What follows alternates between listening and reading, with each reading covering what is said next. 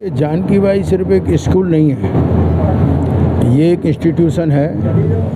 यहाँ हमारे समाज के और दूसरे बच्चे भी, हज़ारों बच्चियों ने यहाँ पर शिक्षा प्राप्त की।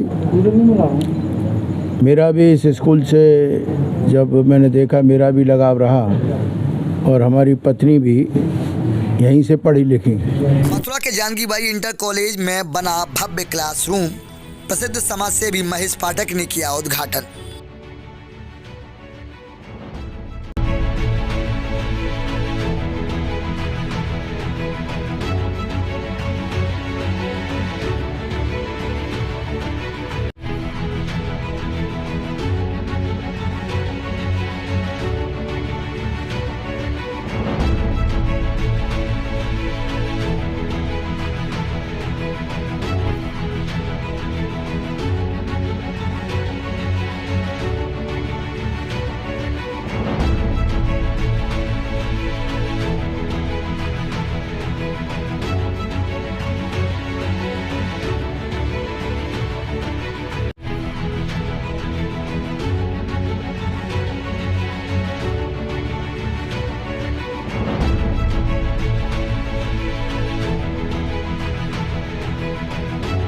जानकी बाई सिर्फ एक स्कूल नहीं है, ये एक इंस्टीट्यूशन है। यहाँ हमारे समाज के और दूसरे बच्चे भी, हज़ारों बच्चियों ने यहाँ पर शिक्षा प्राप्त की। मेरा भी इस स्कूल से जब मैंने देखा, मेरा भी लगाव रहा और हमारी पत्नी भी यहीं से पढ़ी लिखी। आज आप देखिए, क्योंकि ये इतना फेमस स्कूल था, यहाँ हज़ारों बच्चे पढ़ते थे, परंतु कोई कारण हुआ कि ये स्कूल थोड़ा डिटोरिएट होता गया और बच्चे बाहर एडमिशन लेने लगे। आज टाइम भी ख़राब है, आप बाहर जाते हैं, आपको बस चाहिए या ऑटो चाहिए या गाड़ी चाहिए, जिससे आप बच्चों को बाहर छोड़ते हैं। ये एक ऐसे एरिया में स्थापित है जहाँ कोई भी बच्चा आए, बड़े आराम से घूमता हुआ अपने घर पहुँच जाए। अगर कोई भारी बीमारी हो जाए, दिक्कत हो, तो माँ बाप फटाफट आ सकते हैं। ऐसा सेंट्रली लोकेटेड स्कूल, इसमें कोई रही अवहेलना कारण रहा। तो जब मैं पहली बार यहाँ आया तो मैंने अरोड़ा जी से बात की, तो ये भवन सब टूटे फूटे हैं, पीछे भी मैं गया देखने, मार मलबा भरा पड़ा है। तो हमने एक शुरुआत की, एक भवन पहले आगे बनवा दिया, फिर मैं इस आंगन में आया देखने। तब मैंने देखा यहाँ भी सब ये टूटा फूटा है, तो एक कमरा फिर और बन गया जिसमें बच्चे आराम से बैठ सकें। पंखे भी हैं, कुर्सियां भी हैं, बढ़िया बोर्ड भी है, जैसा मुझे मालूम पड़ा जो यहाँ की प्रिंसिपल अनीता जी, क्योंकि उन्होंने कहा यहाँ टीचर तो हैं परंतु यहाँ पर जो सुविधाएं उसका अभाव है। तो अभी मैं जहाँ खड़ा हूँ, ये मेरे सामने भी एक खंडर जगह है, तो मैं अभी अपने ऑफिसरों को बोल दूँगा कि आगे अभी इस कमरे का निर्माण हम करवा दें। तो ये कमरा भी अगले टाइम जब हम और आप आएंगे तो इस कमरे का उद्घाटन करेंगे।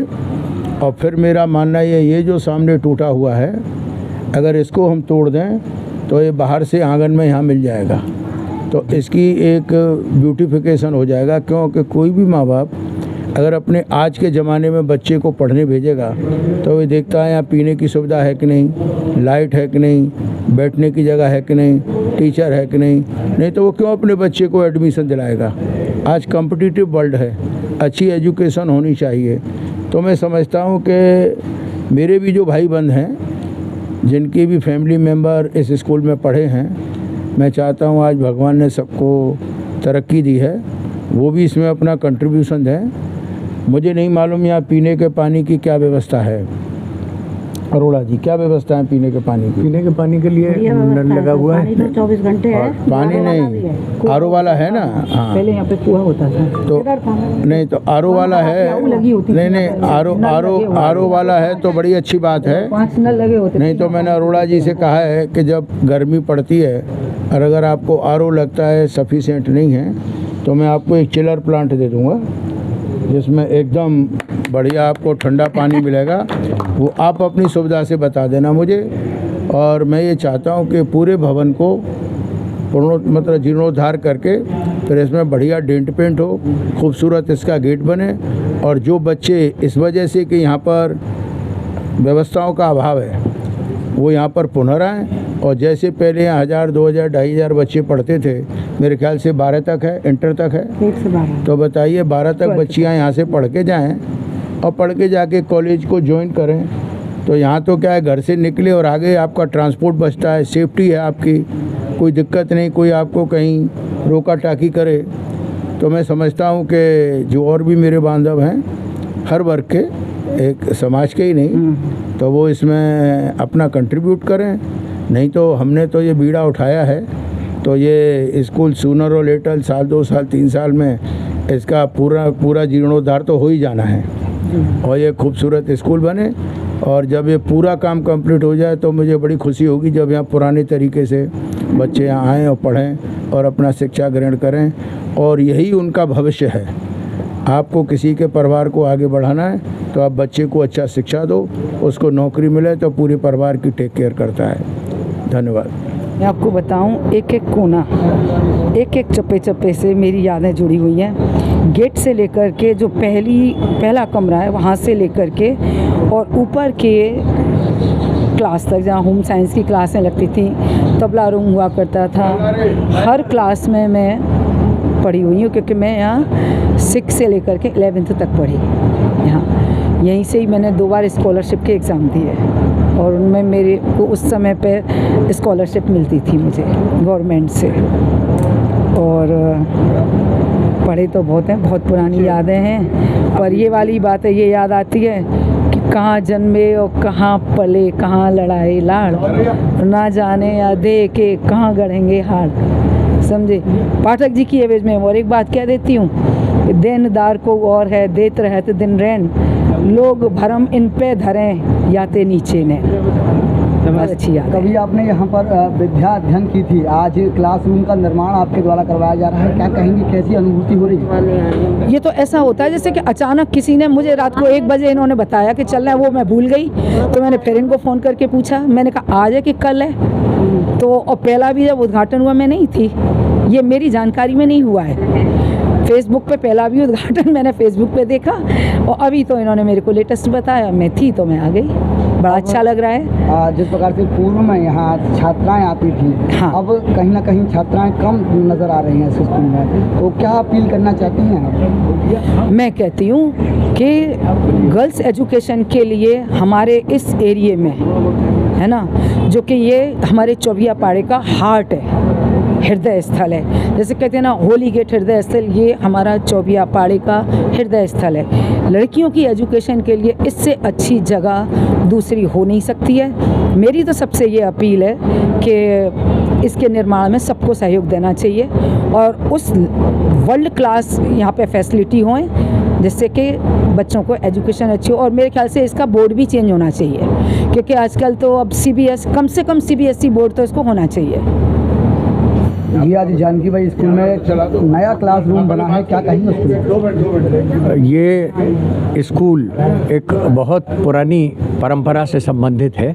जानकी बाई नामक महिला ने लंबे अरसे पूर्व, लगभग 100 वर्ष पूर्व, एक बीड़ा उठाया और अपनी एक संपत्ति जो रामजी द्वारा में हुआ करती थी उसको ट्रस्ट के नाम क्रिएट करके जानकी बाई ट्रस्ट की स्थापना की। और जिस भवन को इस कारण से ट्रस्ट को दिया गया कि वहाँ पर लड़कियाँ जो हैं उनका आवास रहे, हॉस्टल टाइप, और संस्कृत का पठन पाठन हो। धीरे धीरे वो संस्कृत का पठन पाठन और उसके प्रति लोगों की अनुरक्ति कम होती गई, और इस कॉलेज को चलाने वाले उस ट्रस्ट के जो ट्रस्टीज थे उन्होंने धीरे धीरे इस बात की आवश्यकता महसूस करी कि बच्चों के, लड़कियों को पढ़ने के लिए अच्छी अन्य शिक्षा की भी आवश्यकता है।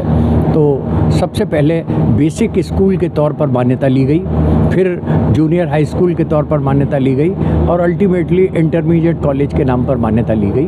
तब इस भवन को प्राप्त किया गया और इस भवन में लड़कियों को 1 से लेकर और 12 तक की पढ़ाई की सुविधा प्रदान की गई। इस विद्यालय की खासियत ये रही कि आसपास के एरियाज़ में जहाँ पर कि उस समय पर चतुर्वेदी कम्युनिटी में और विशेष तौर पर मुस्लिम कम्युनिटीज़ में पढ़ाई का अभाव रहता था, उन लोगों ने अपनी बच्चियों को यहाँ भेजना शुरू किया और हम इस बात से गौरवान्वित महसूस करते हैं कि आज चतुर्वेदी कम्युनिटी में आप किसी भी फैमिली में जाएंगे तो कोई ना कोई महिला इस स्कूल से अवश्य पढ़ी होगी। महेश भाई से जब हमने बात करी और उन्होंने अपने घर पे बात करी तो पता लगा कि उनकी पत्नी भी इसी कॉलेज से पढ़ी हैं और इस सारी बातों ने हमको ये मौका दिया कि हम उन्हें प्रेरित करें कि वो यहाँ आएँ और इसके लिए कुछ काम करें।